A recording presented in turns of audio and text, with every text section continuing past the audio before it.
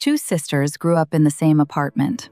Same parents, same schools, same city. Their father worked in logistics. Their mother taught elementary school. Neither sister inherited money, received windfalls, or married into wealth. Both chose careers in healthcare administration. Both earned salaries that tracked within $8,000 of each other across their entire working lives. At 67, one sister retired with $1.6 million in investments, a home she owns outright, and a calendar full of things she actually wants to do. She splits her year between her home city and a cottage near the coast. She paid for her grandson's first year of college without flinching. She hasn't thought about her bank balance before ordering at a restaurant in years. The other sister retired at 67 with $210,000 saved, 9 years left on her mortgage, and a part-time job at a pharmacy she took not because she wanted to stay busy, but because her monthly expenses require it. She postponed a knee surgery for 14 months because of the out-of-pocket cost. She hasn't taken a vacation in 4 years. She measures every month against a spreadsheet she stares at on Sunday nights. Same parents, same schools, same salaries, completely different lives. The split didn't happen early. In their 20s, both sisters were building from nothing. The gap between them was negligible. In their 30s, both were raising children, navigating careers, making the same kinds of progress. Even into their early 40s, the difference between their retirement accounts was less than $30,000. The entire gap, every dollar of it, was created in a single decade, their 40s. One sister made a set of decisions between 40 and 50 that seemed unremarkable at the time. The other sister made different decisions that also seemed unremarkable. Neither understood they were writing the final chapter of their financial lives while they were still in the middle of the story. Your 40s are the most financially consequential decade you will ever live through. Not because the decisions are more complicated than other decades, because the consequences are permanent. In a way they simply aren't at any other age. Let me show you the mathematics that make this true. 3 forces converge in your 40s that never align again. The first is peak income. Most professionals reach their maximum earning power somewhere between 43 and 56. The raises of your 30s begin flattening out, but the absolute number on your paycheck is higher than it has ever been. You have more raw financial material available than at any prior point in your career, and more than you'll likely have again. The second is compounding runway. At 40, you have roughly 25 years until a conventional retirement. At historical market returns, a dollar invested today becomes approximately $4 by then. At 50, you have 15 years remaining. That same dollar becomes roughly 2.5. At 55, 10 years left. A dollar becomes about 2. Each year you delay, the multiplier shrinks. Your 40s are the last decade where compounding still has enough runway to do serious work on your behalf.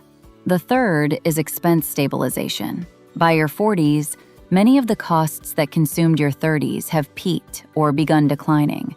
Children are older and closer to independence. The house you stretched to afford now fits your budget. The professional wardrobe is established. Furniture is bought. For the first time in your adult life, potential financial margin exists. The question your 40s will answer is where that margin goes. These 3 forces together create a window of unusual leverage. More income than ever, enough compounding time for it to matter, and growing space between your earnings and your necessary expenses. The decade that captures this alignment builds lasting wealth. The decade that spends it on lifestyle acceleration does not. Here are the numbers that make this concrete. Imagine someone who reaches 40 with $90,000 in retirement savings. They earn $105,000 per year and could reasonably direct 15%, about $15,750 annually, toward retirement. If they do exactly that from 40 to 65, investing in diversified index funds at historical average returns, they retire with approximately $1.28 million. Combined with Social Security, that's a genuinely comfortable retirement. If instead they save only 5% in their 40s, then accelerate to 15% at 50 when retirement anxiety finally arrives, they retire with approximately $740,000. That's $540,000 less, despite only a single decade of reduced contributions. The 40s dollars had 25 years to compound. The 50s dollars had only 15. You cannot buy back that time with larger contributions later. Now consider a third path. Same starting point, same income, but this person reduces retirement contributions in their 40s to fund a more comfortable lifestyle, a bigger home, better vehicles, more elaborate family experiences. Contributions average 2% through the 40s. At 50, the reality of retirement hits, and they commit to saving 20% all the way to 65. Despite the aggressive correction, they retire with approximately $560,000. Their comfortable 40s cost them $720,000 in retirement wealth. Compared to consistent saving, a decade of correction could not undo a decade of decisions. Now let's talk about the specific decisions that create these outcomes. The housing decision is where most of it happens. Your 40s tend to bring a powerful pull toward upgrading your home. The kids need more space. You've worked hard, and a home that reflects that feels earned. The new mortgage payment looks manageable next to your current income. This single decision may be the most consequential financial choice of your entire life. Moving from a $340,000 home to a $620,000 home increases monthly housing costs by roughly $1,600 to $2,100. That's $19,000 to $25,000 annually that disappears from your investment potential. Compounded over the 25 years between 40 and 65, that annual difference represents somewhere between $950,000 and $1.4 million in retirement wealth. The upgraded house doesn't cost $280,000 more. It costs over $1 million in the retirement you won't have. I'm not arguing that nobody should ever upgrade their home. I'm arguing that almost nobody who makes this decision understands the real price tag. They think they're spending an extra $1,800 a month on housing. They're trading $1 million in future financial freedom for a nicer kitchen and an extra bedroom. The vehicle decision compounds the damage. Your 40s often bring the first serious car upgrade. The practical sedan gets replaced by something European. The reliable family SUV gets traded for something that announces your arrival. Two vehicles, upgraded from $27,000 to $48,000 each, creates roughly $42,000 in additional debt, higher insurance, and more expensive maintenance. Across a decade of replacement cycles, the premium paid for status transportation costs somewhere between $180,000 and $380,000 in retirement wealth, depending on upgrade frequency. The children's education decision creates the most emotional complexity. Your 40s will likely include the most expensive years of raising children: teenagers, college applications, tuition decisions. Some families take six-figure Parent Plus loans to send children to prestigious schools. Others stop retirement contributions entirely during the college years because the bills feel impossible to cover any other way. Others liquidate retirement accounts to avoid debt.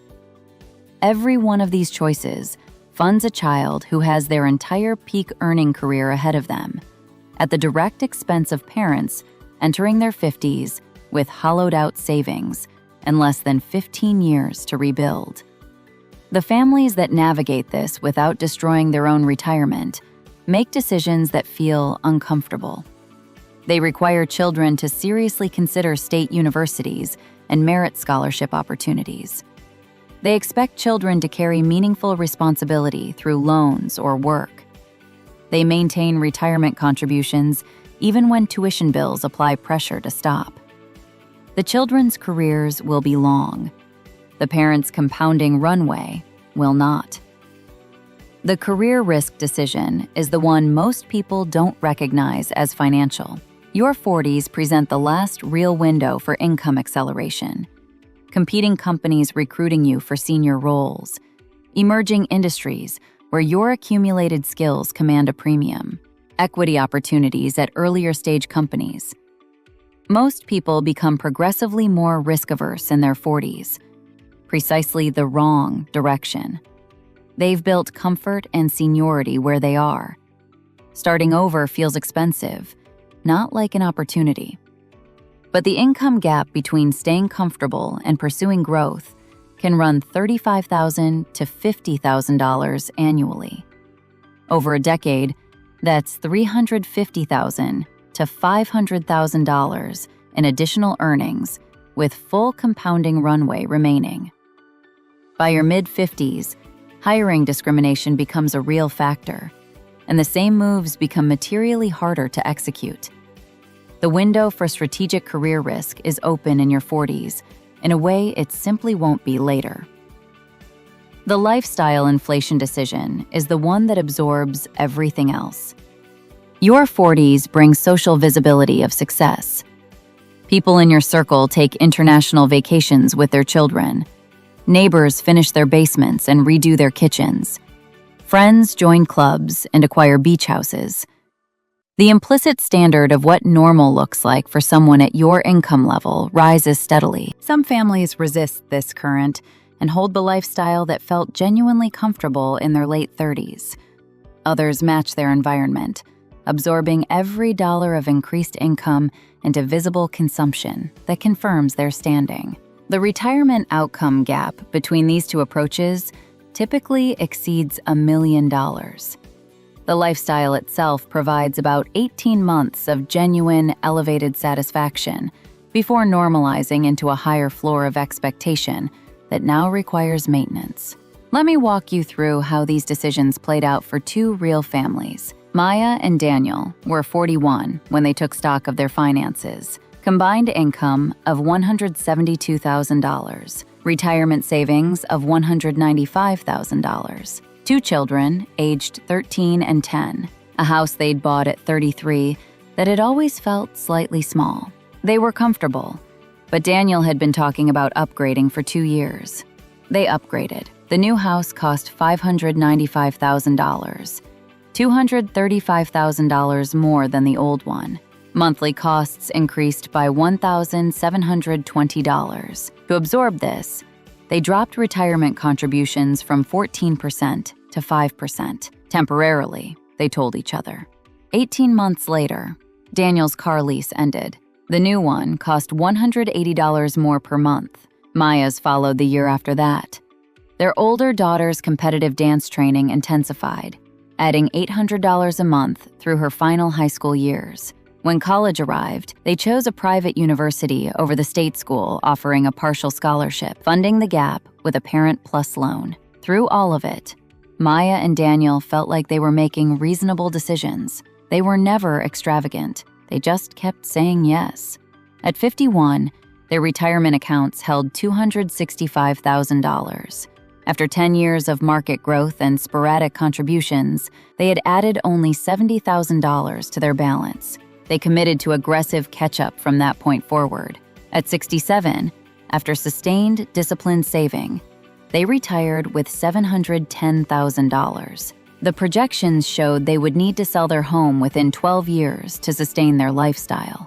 Maya cried when she saw the numbers, not because of dramatic failures, because of a decade of ordinary decisions that had each seemed fine at the time. Now let me tell you about Priya and Marcus. At 40, Priya and Marcus looked nearly identical to Maya and Daniel on paper.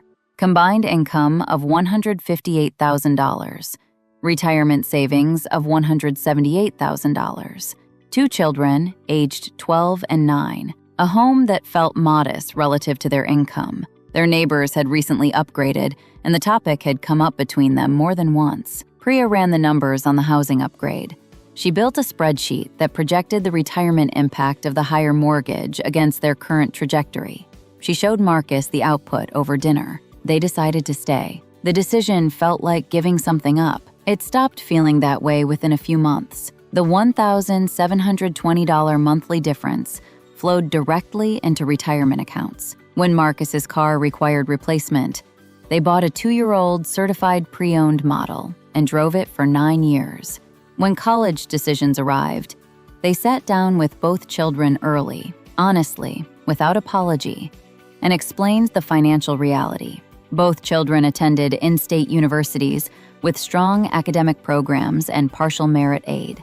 Both graduated without parent-funded debt. Throughout their 40s, Priya and Marcus were aware that their lifestyle looked quieter than their peers. They drove older cars. They didn't renovate anything. Their vacations were road trips rather than international flights. At 51, their retirement accounts held $615,000. The combination of consistent contributions and compounding had nearly quadrupled their balance in a decade. At 67, Priya and Marcus retired with $1.72 million and a mortgage-free home. They spend 3 months a year traveling. They helped each child with a down payment on their first home. Priya volunteers 2 days a week at a literacy organization because she wants to, not because she needs the income. Marcus has taken up distance cycling seriously. The difference between these two families was not income. It was not investment sophistication. It was not luck. It was a series of decisions made between the ages of 40 and 51 that individually seemed ordinary and collectively determined everything. Here is what I find most important about both families. During their 40s, both genuinely believed they were living well. Research on hedonic adaptation is consistent on this point. Lifestyle upgrades produce elevated satisfaction for roughly 18 to 24 months before becoming the new baseline. Maya and Daniel did not enjoy their 40s more than Priya and Marcus did. They spent more. The additional spending produced no lasting happiness advantage and permanently altered their retirement trajectory. Let me be direct about where you are right now. If you're in your 20s or 30s, you're holding the most useful thing in personal finance: time and foreknowledge. You now know that your 40s will arrive with constant, socially normalized pressure to expand your lifestyle during your peak earning years. The families in your neighborhood who upgrade their homes, their cars, their children's schools, they are making this trade without understanding it. You can make it consciously, or not make it at all. Start automatic retirement contributions now at a percentage you commit to maintaining. Define what enough looks like before your income makes excess easy to rationalize. If you're entering your 40s, you are standing at the most important financial intersection of your life. This is not a metaphor. The mathematical leverage available to you right now, peak income, meaningful compounding runway, stabilizing expenses, will not return. Audit your major expense categories honestly. Is your housing appropriate to your actual needs or to a version of success you want to project? Are your vehicles transportation or identity? Are retirement contributions being maintained regardless of other financial pressure? Every decision to expand lifestyle in the next 10 years is a decision about the quality of your last 30. If you're in your mid to late 40s and recognizing yourself in the wrong story, the window is narrower, but not closed. Every percentage point added to your savings rate now improves the outcome. Consider options that feel uncomfortable because they are: downsizing your home now rather than being forced to in retirement, selling expensive vehicles, pursuing income growth even when it requires disruption. The correction will be harder than prevention would have been. It is still worth doing. If you've passed your 40s and are facing inadequate savings, the focus shifts to what remains within your control. Delay Social Security as long as possible to maximize your monthly benefit. Consider working additional years if your health allows. Explore downsizing your home to free equity that can be invested. Every action taken now still compounds, even if the runway is shorter than it once was. I want to say something directly about why this decade trips so many people who are otherwise financially competent. The psychological force working against you in your 40s is a feeling of arrival. After 2 decades of building careers, raising children, and delaying gratification, The idea that you finally earned the right to enjoy the fruits of your work feels completely legitimate. The upgraded home, the nicer car, the private school, these feel like rewards, not decisions. They feel like the point. This feeling is the trap. The gratification that lifestyle expansion offers in your 40s is real, but temporary. The upgraded home feels exciting for less than 2 years, and then becomes simply where you live while permanently limiting your retirement. The luxury car provides a genuine thrill for about a year, and then becomes just a car while permanently reducing your options. You are trading a permanent outcome, retirement security, for a temporary experience, the feeling of having arrived. Real arrival looks like a Monday morning at 68, when you have nowhere you're required to be and the financial stability to spend that morning however you want. That version of arrival is built entirely in your 40s. The discomfort of living modestly during your peak earning years lasts 1 decade. The benefit lasts the rest of your life. The pleasure of lifestyle expansion during your peak earning years lasts 18 months per upgrade. The cost lasts the rest of your life. Picture yourself at 72. In one version, it's a Tuesday morning. You're thinking about whether to drive to visit your daughter this weekend or wait until next month when your grandchildren's school play is scheduled. You're unhurried. An unexpected car repair last week cost $1,400, and you paid it without a second thought. You have a trip planned for the spring that you've been looking forward to for 2 years. You feel, in the most uncomplicated sense, free. In the other version, it's the same Tuesday morning. You're doing the math on whether to refill 2 prescriptions this month or space them out. Your property tax bill arrived last week, and you're reorganizing other expenses to cover it. The trip you've been vaguely planning has been vague for 6 years because the numbers never quite work. You're not in crisis. You're just never quite free. Both of those 72-year-olds made their decisions when they were 44, when they were 47, when they were in their 40s, making choices that seemed, at the time, like small adjustments to a comfortable life. The decade will pass. Your 40s will end the same way they would have whether you made intentional choices or drifted through them on social current, and the feeling of having earned something. The only variable is which version of 72 you're creating while it passes. That choice is still yours, for now.